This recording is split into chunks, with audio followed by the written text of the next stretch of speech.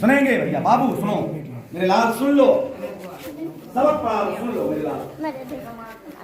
अगर मैंने नमाज की पाबंदी की है,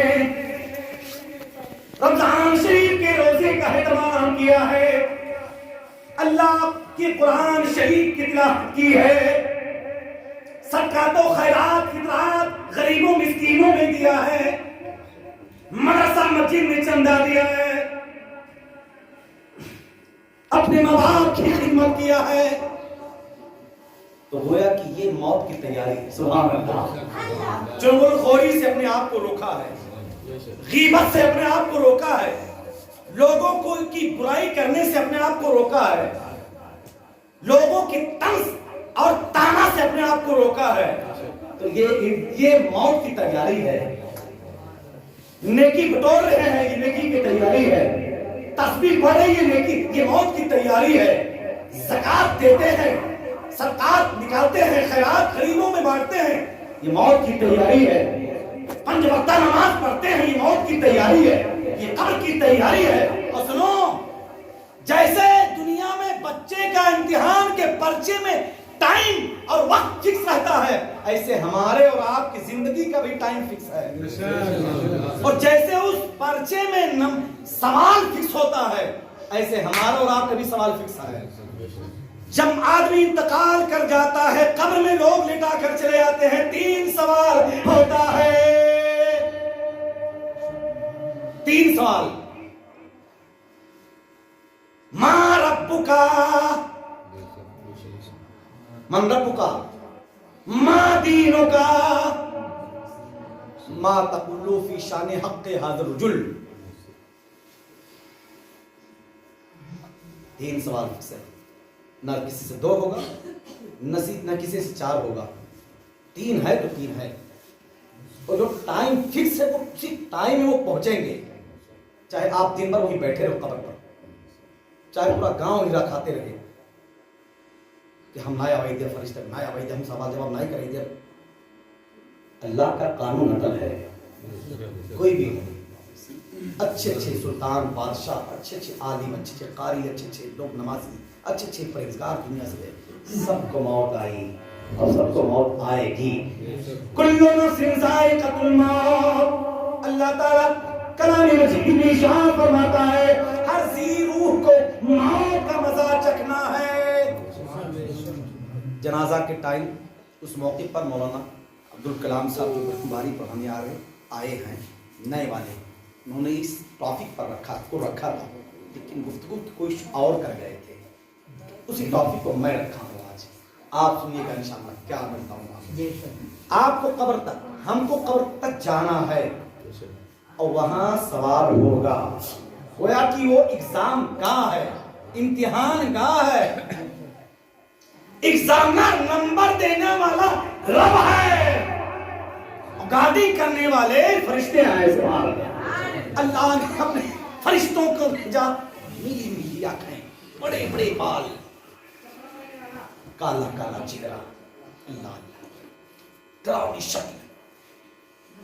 आएंगे तो ऐसा लगेगा कि आंधी तूफान आ गया, जमीन चीरते हुए आते हैं। जैसे हम आप इस मामूली चीज कैसे हटाते जाते हैं, यूं ही हटाते जाते हैं। सोचे आप कैसे हो। जब कोई नेक बंदा होता है, नेक उसको बड़े प्यार से कहते हैं, नींद से बेदार हो जाओ, अल्लाह ने आपकी बारगाह में मुझे भेजा है, जल्दी सलाम को सवाल के जवाब दे दो, फिर सो जाओ। ऐसे सो जाओ जिससे दुल्हन सोती है। सुभान अल्लाह। बोले ना, मैं नहीं कह रहा हूं, हदीस पाक है। जब बंदे से सवाल होता है, बंदा अल्हम्दुलिल्लाह अल्लाह के फल से और अल्लाह का नेक बंदा है, तीनों सवालों का जवाब जब मन रब्बुका पूछता है फरिश्ता, तो बंदा जवाब देता, मेरा रब अल्लाह है। रब्बी अल्लाह, मेरा रब। फिर फरिश्ता सवाल करता, मां दीनों का। अल्लाह का बंदा जब ईमान वाला होता है ना, सुभान अल्लाह, हम और आप जब ईमान के साथ जाएंगे तो जवाब क्या देंगे? दीन अल इस्लाम, मेरा दीन इस्लाम है। अल्हम्दुलिल्लाह। फिर फरिश्ता कहेगा मा तक़ूलू फ़ी शान हक़ी रजुल, अल्लाह के फज़ल से, अल्लाह के करम से हम सब ईमान वालों की कब्र में मदीना शरीफ से हुजूर कहेंगे, सुभान अल्लाह। हुजूर की जानिब इशारा करके फरिश्ते कहेंगे मा तक़ूलू फ़ी शान हक़ी हाज़ा रजुल, ए मर्द, ए बंदा, ए अल्लाह का बंदा, इस मर्दे मुजाहिद के बारे में, अज़ीमुश्शान मकाम रखने वाले इस मर्दे मुजाहिद के बारे में तेरा क्या ख्याल है? अगर मोमिन है वो मुर्दा, अगर नेक है, ईमान वाला है, तो जवाब देगा यही तो रहमतुल आलमीन है, यही तो कलाम यासीन है, यही तो आमिना की लाल है, यही तो ला इलाहा इल्लल्लाह मुहम्मद रसूलुल्लाह। इनके बारे में क्या पूछते हो? इन्हीं की तो शान में हम नाशीब पढ़ते थे, इन्हीं के शान में तो हम सलाम पढ़ते थे। मुस्तफा जाने रहमत पे लाखों सलाम, शम्मे बज़्म हिदायत पे लाखों सलाम। इन्हीं पर तो हम नात पढ़ा करते थे, इन्हीं को हम सलाम भेजा करते थे, इन्हीं के गुंबदे खज़रा से लौ लगाकर हुजूर की बारगाह में दुआ किया करते थे। जब तक जिंदा रहे इन्हीं पर दुरूद पढ़ा करते थे, इन्हीं की शान में, इन्हीं की मोहब्बत में हम कलमा शरीफ पढ़ा करते थे। ये हमारे आका हैं, इनके बारे में क्या पूछते हो? फरिश्ता खुश हो जाएगा, सोई जाओ सोई जाओ सोई जाओ, बड़ा अच्छा जवाब दे, सुभान अल्लाह, सो जाओ जैसे दुल्हन सोती है। दुल्हन के कमरे में कोई ऐरू गैरू आदमी नहीं जा सकता है, हर आमो खास नहीं जा सकता है, वही जा सकता है जिसकी एंट्री हो, साहिबे खाना या घर का गार्जियन जो खास अखसुल खास होता है, वो जिसे चाहता है उसी को जाने देता है। मिसाल दिया गया हदीस पाक में, जब बंदा उसने अब यहाँ अपनी गुफ्तगू रोक के मैं आपको बताऊं रूह कैसे निकलती है। रूह कितने आज मैंने पढ़ा किताब में कि अगर किसी आदमी को पता चल जाए मौत के वक्त कितनी तकलीफ होती है, तो वो दर्द सुनकर या महसूस करके जैसे नमक पानी में डाल दो गल के पानी हो जाता है, ऐसे आदमी सदमा टेंशन से गलकर पतला हो जाएगा और यहां तक कि हत्ता की हिलाक हो जाएगा, हत्ता की यहां तक कि हिलाक हो जाएगा। अब सोचें, मौत कई तरह की निकलती है। फरिश्ते आते हैं, देखता है आदमी तो गिर जाता है। अक्सर देखते हैं आप, जिसकी मौत होती आंखें खुल जाती हैं, मुंह खुल जाता है। अल्लाह से रहम मांगो, अल्लाह से पनाह मांगो मेरे यार, मेरे बाबू, मेरे यार, मेरे दोस्त, मेरे अजीज, मेरे अहबाब। बहुत कठिन टाइम होता है वो समय पर कोई पूरा नदी, पूरा नहर लेकर, पूरा दरिया लेकर क्यों खड़ा होना, एक कतरा पानी अंदर नहीं जा सकता है जब तक रब नहीं चाहता है। अगर आपके नसीबे में, आपके मुकद्दर में है ना, और मौत सबकी सख्त नहीं निकलती है। ईमान वालों की मौत कैसे निकाली जाती है और काफिरों की मौत और गुमराह लोगों की मौत कैसे निकलती है, जल्दी से मैं आपको बताऊंगा, जल्दी सुनाएं। मोमिन जो ईमान हो वाला होता है उसकी रूह को फरिश्ते ऐसे निकालते हैं जैसे माँ अपने गोद में अपने छोटे बच्चे को गोद में लेकर अपने पिस्तान से लगाकर दूध पिलाती है, पिलाते पिलाते पिलाते यहाँ तक कि बच्चा दूध पीते पीते सो जाता है। जब सो जाता है बच्चा ना, तो माँ अपने बच्चे को अपने पिस्तान से अपने बच्चे के मुंह को अलग कर देती है, बच्चा को पता नहीं चलता है। बोले आप खुश हो जाओ, ईमान वालों खुश हो जाओ, हम सब अल्लाह रसूल के मानने वाले हैं, हुजूर का कलमा पढ़ने वाले हैं। कौन इंशाअल्लाह हुजूर की गुलामी में जिंदगी गुजार रही है, हुजूर की मोहब्बत में जिंदगी गुजार रहे हैं। इस दिल में अल्लाह रसूल की मोहब्बत है, इसी मोहब्बत के साथ अगर मरोगे तो इंशाअल्लाह हम सबकी भी रूह ऐसे निकलेगी इंशाअल्लाह। इंशाअल्लाह कहो इंशाअल्लाह। ईमान अगर सही रहेगा, सलामत रहेगा तो इंशाअल्लाह मोमिन की रूह ऐसे निकाल ली जाती है। और एक मिसाल हदीस पाक में दिया गया है कि जैसे औरतें आटा नहीं गूंथती हैं, गूंथते गूंथते कोई सर का बाल उसमें गिर जाता है। सुनिएगा, बहुत आसान मैंने मिसाल दिया है। बाहर के लोग मुझे बहुत ध्यान से सुनते हैं।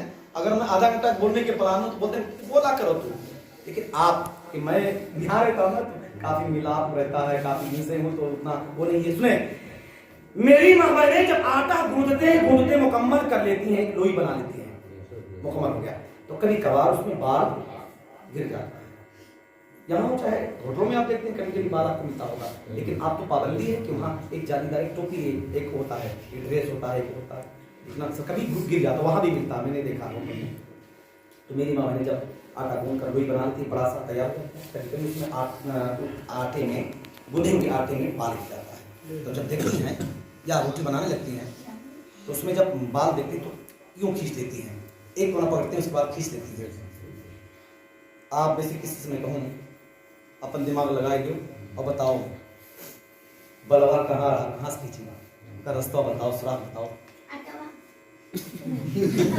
कितने आसानी के साथ बाल को खींच लिया जाता है, उसमें निशान नहीं होता है। ये मोमिनों की रूह को अल्लाह ताला अपने फरिश्तों को भेजकर ऐसे निकालता है। हम नमाज रोजा करेंगे, अल्लाह के बताए हुए काम पर चलेंगे तब, और ईमान के साथ दुनिया जाएंगे तब इंशाअल्लाह। और उन लोगों की रूह में कैसे करती है, जरा जल्दी से थोड़े समय में आप सुनिए। रेशमी कपड़े को किसी खारदारी कांटेदार दरख्त पर डाल दिया जाए, अब एक टोंगा पकड़ के खींचते जाओ, देखो क्या हाल हो रहा है। गुमराहों की रूहें ऐसे निकाल जाती है, कितनी तकलीफ होती है।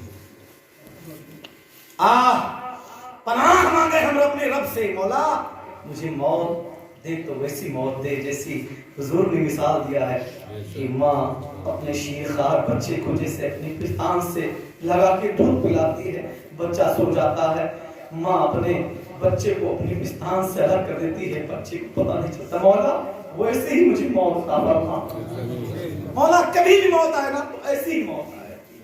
लेकिन अक्सर लोगों को मैंने देखा है बाइक चलाते चलाते हादसा घटना हो जाता है, वही मौत हो जाती है।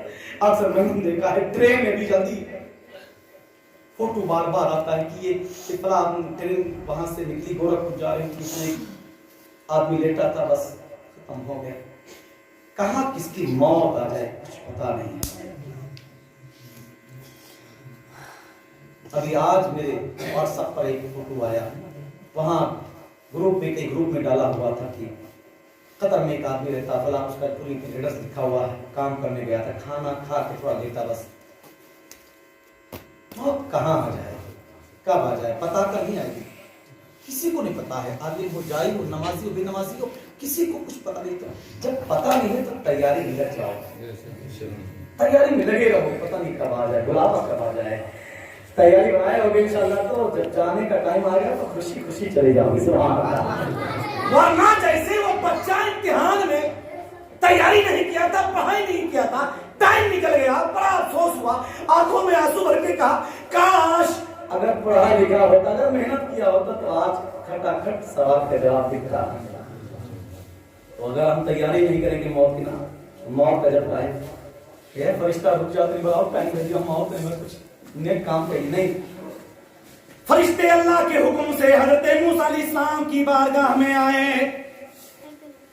अल्लाह की बारगाह से होके अल्लाह की इजाजत लेके मूसा अलैहिस्सलाम की बारगाह में आए, सलाम अर्ज करते हैं, ए अल्लाह के नबी मूसा अलैहिस्सलाम तैयार हो जाओ, आपकी रूह निकालने आया हूं, कहीं आओ तो, कहीं नहीं यहाँ आओ तो एक तमाशा लगा रहे, आंख बाहर आ गई, आंख पकड़ के फरिश्ता अल्लाह की बारगाह में, ए मौला इतना जलाली अपने बंदे के पास मैंने भेज दिया, इतना जलाली कि मारे हमारा खेल नहीं करिया बात। मौला कैसा वो जलाली बंदा है तेरा, मेरा रब कहता है, मेरा पैगंबर है, जाओ उसे कह दो अगर वो रहना चाहता है और जिंदगी चाहिए तो एक डुम्बा लेकर जाओ या एक बकरा लेकर जाओ।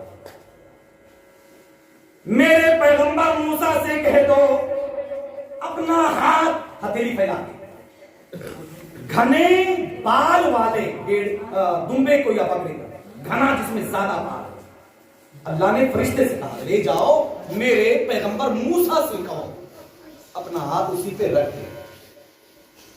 रखने के बाद उनके हाथ के नीचे जितना बाल आएगा उतना साल उनकी जिंदगी में और बढ़ा दूंगा। फरिश्ता आया मूसा अलैहिस्सलाम की बारगाह में, कहीं फिर आ गए हो? कहना अल्लाह ने भेजा है इसलिए आया है। कहीं का कर दुम्बा ये बकरा का कर लेगा? कहना अल्लाह ने भेजा है। कहीं का मतलब कि अल्लाह ने कहा है कि जाओ मेरे पैगंबर मूसा से कह दो अपने हाथ की हथेली रखें। कहीं कहा कहीं तुम्हारे हाथ के नीचे जितने बाल आएंगे हर बाल के बदले में हर उतना साल तुम्हारी जिंदगी के अल्लाह बढ़ा देगा।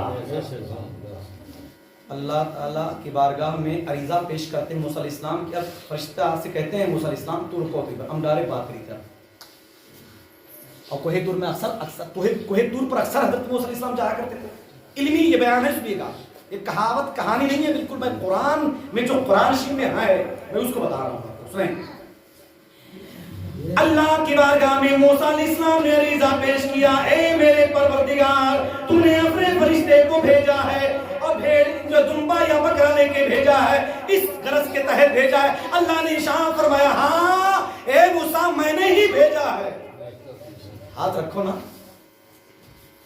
बढ़ा दूंगा अपना साथ। अल्लाह की बारगाह में मूसा अलैहिस्सलाम ने अरीजा पेश किया, मौला उसके बाद जितना बाल आएगा मेरे हाथ के नीचे उतना साल तुम बढ़ा देगा और उसके बाद क्या होगा? तो अल्लाह ने इशारा फरमाया मौत आएगी, उसके बाद तुझे मरना है। तो मूसा अलैहिस्सलाम ने इशारा अर्ज किया, ए मेरे परवरदिगार जब मरना ही है तो अपने फरिश्ते से कह रहे इसी वक्त मौत निकाल दे। जब मरना ही है इसलिए कुरान पाक में आया है कुल्लु नफ्सिन ज़ाइक़तुल मौत, हर जी रूह को मौत का मजा चखना है। चाहे पैगंबर हो, चाहे नबी हो, चाहे रसूल हो, चाहे सहाबा हो, चाहे सालिहीन हो, चाहे मोमिनीन हो, चाहे शहीद हो, चाहे नमाजी हो, चाहे बेनमाजी हो, चाहे आलिम हो, चाहे कारी हो, चाहे जाहिल हो, कोई भी हो, पढ़ा लिखा हो चाहे गैर पढ़ा लिखा, हर जर्रे को, हर जी रूह को जो जान रखता है, हर जानदार को मौत आनी है। तो हमें और आपको तैयारी करना है। तैयारी करने का मतलब ये नहीं कि हम लाठी चलाएं, तैयारी करने का मतलब ये नहीं कि हम किसी की गीबत करें, तैयारी करने का मतलब ये नहीं कि किसी की हम बुराई करें, तैयारी करने का मतलब ये नहीं कि हम नमाज छोड़ें, तैयारी करने का मतलब ये नहीं कि हम मस्जिद न झांकी, तैयारी करने का मतलब ये नहीं कि हम अपने भाई का हाथ मार लें, तैयारी करने का मतलब ये नहीं कि अपने हम बीवी बच्चों को सताएं, तैयारी करने का मतलब ये नहीं कि हम अपने पड़ोसियों को नाराज कर दें, तैयारी का मतलब ये है मौत की तैयारी ये है हम नमाज की तैयारी करें, अपने पड़ोसियों से मिलजुल कर रहें, अपने भाइयों का ख्याल रखें, गरीबों मिस्कीनों की मदद करें, नमाज रोजा की पाबंदी करें, यही तैयारी है। दर्द पाक पढ़े अल्लाह सय्यदना मौलाना मुहम्मद बारिक वसल्लम सल्लल्लाहु अलैहि वसल्लम।